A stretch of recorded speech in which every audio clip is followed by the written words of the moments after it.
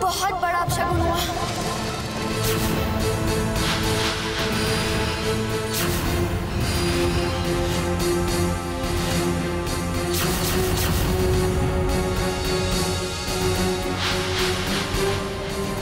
पिंकी, चुप रहो।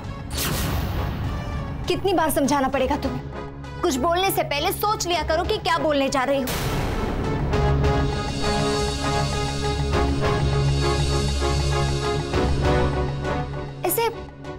ऐसे शुभ मौके पर ऐसे अशुभ बातें नहीं करते। और इस सब का एक ही मतलब है कि भगवान को भी ये रिश्ता मंजूर नहीं है।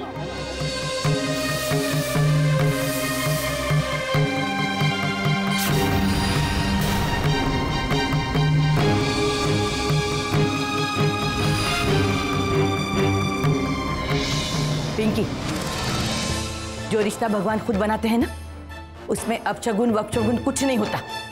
अरे इतने दिनों के बाद अपने परिवार को सामने देख के कौन सी बेटी का अपनी खुशी पे बस रहेगा?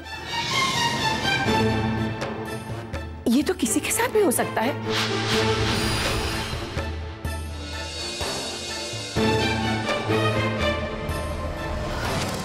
मम्मी बेटा जी, ये सब उठा ले बेटा। साकर पुड़े की रस्म अभी करनी है। जी दादी जी। राधा अच्छा चल अपने परिवार से मिल।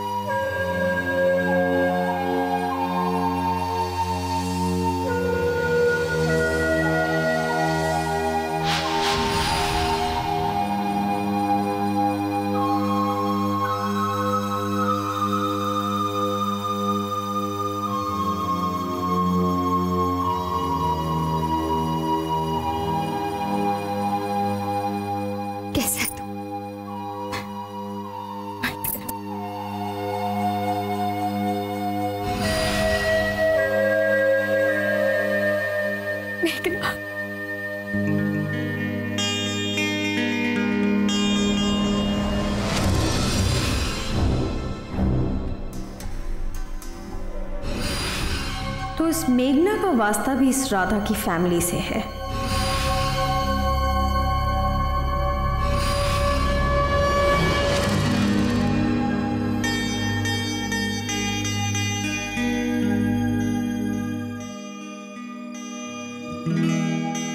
अच्छे आए।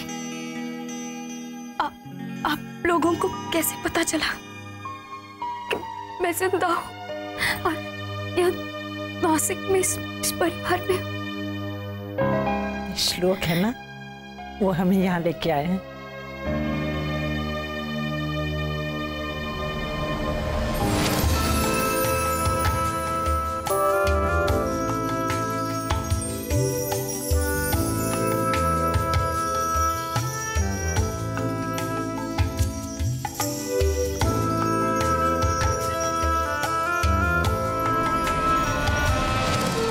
राधा ताई, श्लोक ने हमारी सारी गलतफहमियां दूर कर दी, वरना हम लोग तो आपके बारे में न जाने क्या क्या सोच बैठे थे।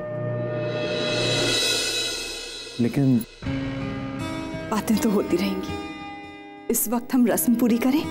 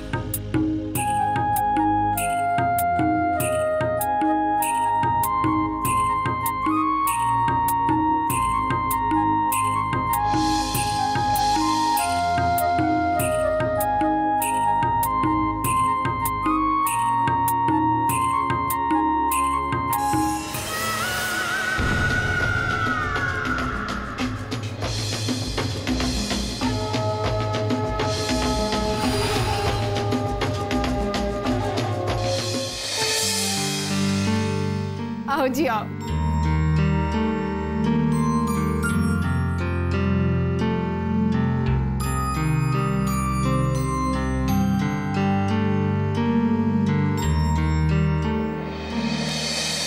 पसंद आया ना आप लोगों को? वो खूब छान है, मतलब अच्छा है। ये है जी हमारा गेस्ट हाउस। दरअसल गेस्ट हाउस तो सिर्फ कहने के लिए है, ये हमारे घर का ही हिस्सा है जी। और अगर आप लोगों को किसी चीज की जरूरत हो ना तो शर्माने की जी कोई बात नहीं, इंटरकॉम से एक फोन कर दीजिएगा, हमारे घर से कोई ना कोई फौरन आ जाएगा। है ना जी, बिल्कुल ही नहीं शर्माइएगा जी।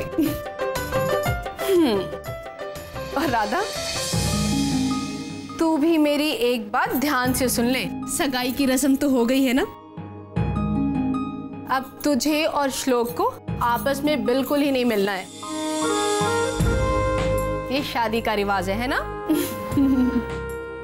अब तुम्हारी और श्लोक की मुलाकात शादी के बाद ही होगी। मेरी बात समझ में आ गई या मैं दोबारा समझाऊं?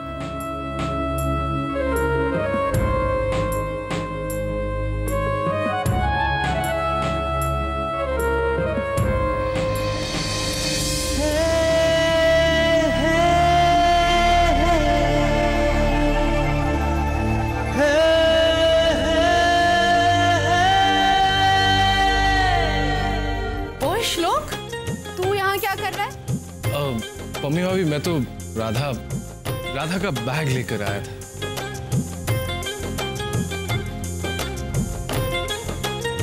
अच्छा, सामान रख दो और निकल यहाँ से जल्दी।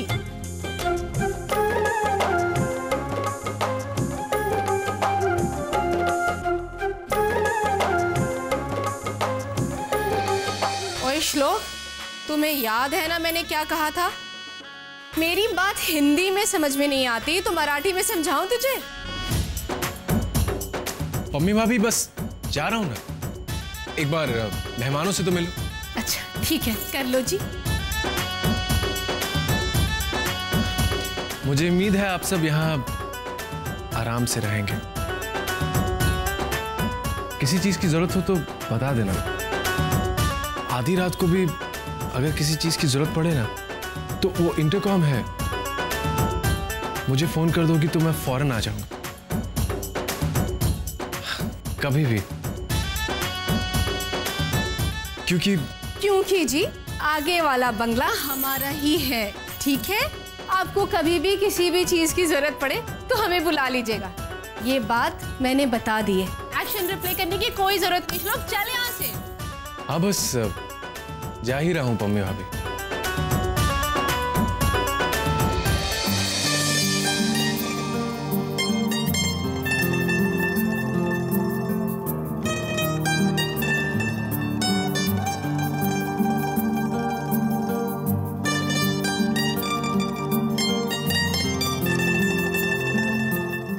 चल भी या उसके लिए भी मुहूर्त निकलवाऊं?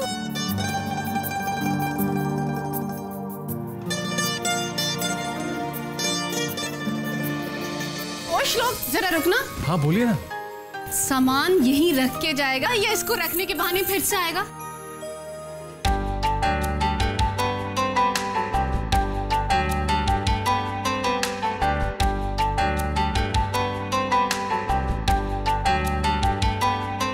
तू ऐसे नहीं जाएगा। मम्मी भी सुनिए तो। नहीं, तू जा।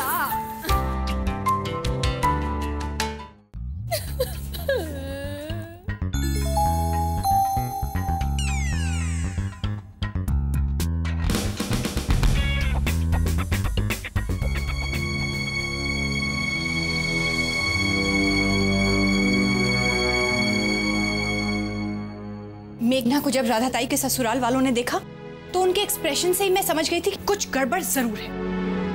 बताओ तुम बताओ, श्लोक के परिवार को पहले से जानती हो ना? राधा ताई के साथ जो कुछ भी हुआ तुम जानती हो ना?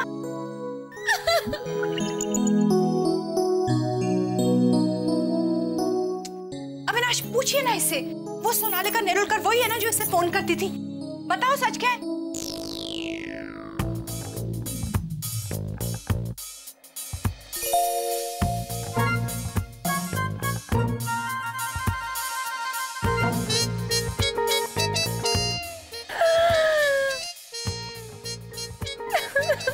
मेघना, बोलो ना, बात क्या है? अब अविनाश, मैंने ही मेघना को मना किया था।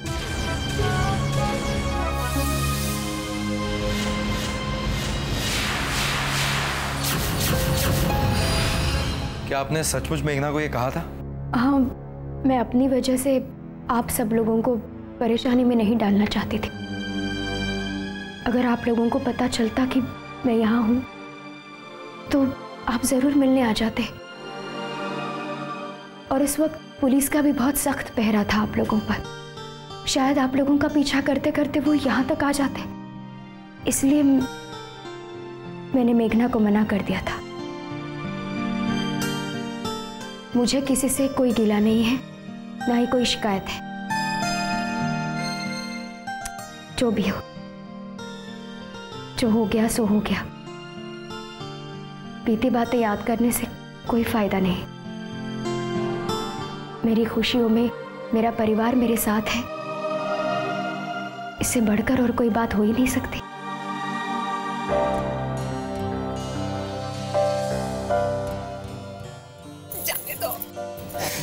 तुझे हमारी याद बिल्कुल नहीं आई?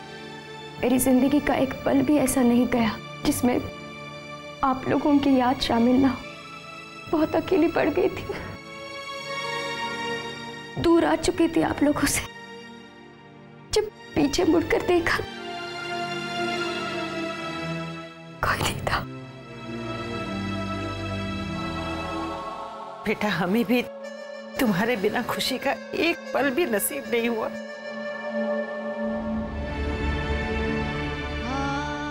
आई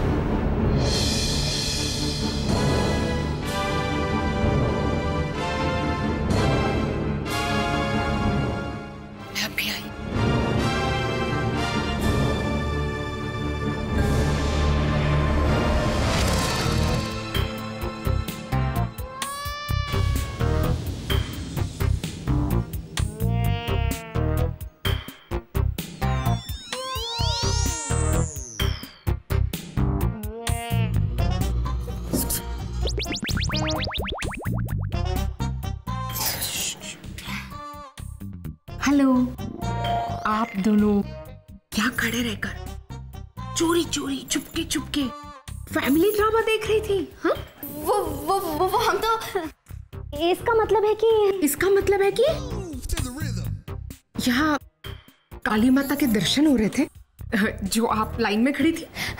नहीं तो गणपति बप्पा का प्रसाद बट रहा था। नहीं वो हम वो देने आए। क्या देने आए थे? वो हम तो वो चादर देने आए थे। एक तो सर्दी इतनी हो जाती है ना रात में, और चलते चलते इसका पैर भी मुड़ गया था। बहुत दुख रहा है। ओह नो, हड्डी टूट गई होगी। इंजेक्शन है ना? चलो। नहीं, इतना कुछ नहीं है, बस अब ठीक हो गया। अच्छा, वेरी गुड। एक बात बताओ, इस चोर बाजार में आपकी चोरी की दुकान एग्जैक्टली है किस तरफ? चोर बाजार में? तुम्हारी दुकान चोर बाजार में कभी आई? करण अर्जुन ने चोर बाजार की दुकान की रजिस्ट्री कर दी और मुझे बताया भी नहीं। मुझे खुद नहीं मालूम कि चोर बाजार में मेरी दुकान है। ओए नौटंकी, सगाई के वक्त मेरी नजर सिर्फ तुम दोनों पर थी।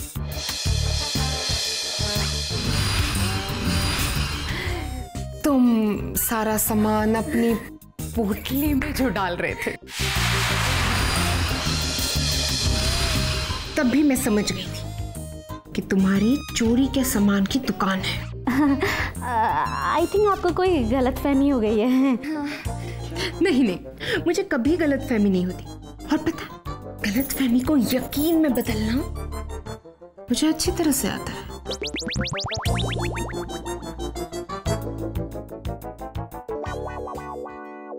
अब आप दोनों चुपचाप अपने कमरे में जाओ, चद्दर ओढ़कर सो जाओ। है ना? रात को जासूस जासूस नहीं खेलते। चलो कल्टी मारो। Good night. बाय।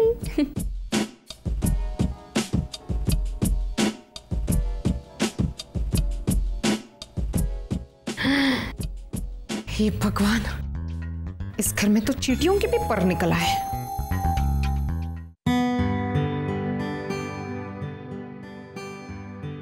आई, श्लोक के पापा का फोन आया था। उन्होंने बताया कि वो हरिद्वार से ऋषिकेश निकल चुके हैं। आपसे बात करना चाहते थे पर फोन बीच में ही कट गया। दोबारा फोन आएगा तो मैं जरूर बात कर लूंगी। मैंने उन्हें बताया कि श्लोक राधा के परिवार को भी शादी में शामिल करने के लिए लेकर आया है। इस बात से वो बहुत खुश हो रहे थे। कह रहे थे कि एक एक करके सारी खुशियां वापस आ गई हैं। आपको राधा का परिवार कैसा लगा? बहुत अच्छा लगा बेटा, बहुत अच्छे लोग हैं। अब समझ में आया कि बच्चों को अच्छे संस्कार अपने परिवार से विरासत में मिलते हैं। हमसे कहाँ चूक हो गई आई। हम स्वप्निल की हर जिद पूरी करते थे पर परिवार के लिए जीने का संस्कार नहीं दे पाए। आई, जब मैं अकेली होती हूं ना तो ऐसा लगता है स्वप्निल मुझे बुला रहा है। मां हूं ना, अपने बेटे के मोह से मुक्त नहीं हो पाई। ऐसा लगता है आई कि हमें उसे माफ कर देना चाहिए। एक मौका और देना चाहिए उसे अपनी गलती सुधारने का। आई, अगर वो यहां होता तो ये खुशी दुगनी हो जाती। पता नहीं कौन सी सजा लिखी है उसके भाग्य। पता नहीं स्मिता, बेटे का मुंह ज्यादा होता है या पोते का। नसीब के लिखे पर तो किसी का भी बस नहीं चलता ना स्मिता। हमारे संदीप तो गणपति बापा की कृपा से बच गया, लेकिन स्वप्निल पर उन 2 लोगों की मौत का भी इल्जाम है बेटी, जिन्होंने उसकी वजह से जिंदगी खोई। वो भी तो किसी के बेटे थे, वो भी तो किसी के भाई थे ना, उनके भी तो परिवार थे। पता नहीं बेटी क्या गुजर रही होगी उनके परिवार के लोगों पर। अपने किए की सजा भुगते बगैर स्वप्निल का प्रायश्चित पूरा नहीं होगा बेटी।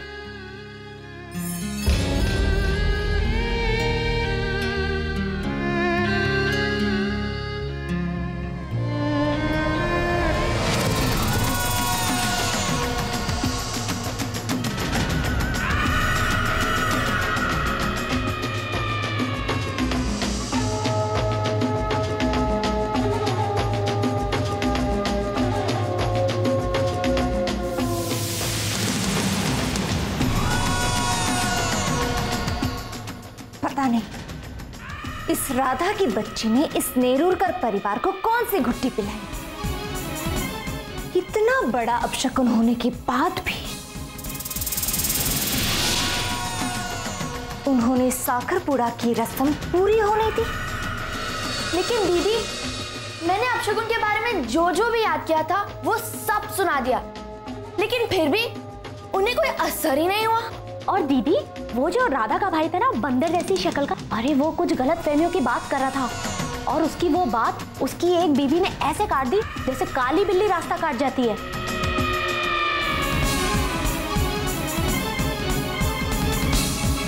Quite interesting. कहते हैं ना, जब सीधी उंगली से घी ना निकले तो उंगली टेढ़ी करनी पड़ती है। मैंने सोच लिया, अब राधा के घर वालों को इस रिश्ते का अंतिम क्रियाक्रम करने का मुहरा बनाना होगा।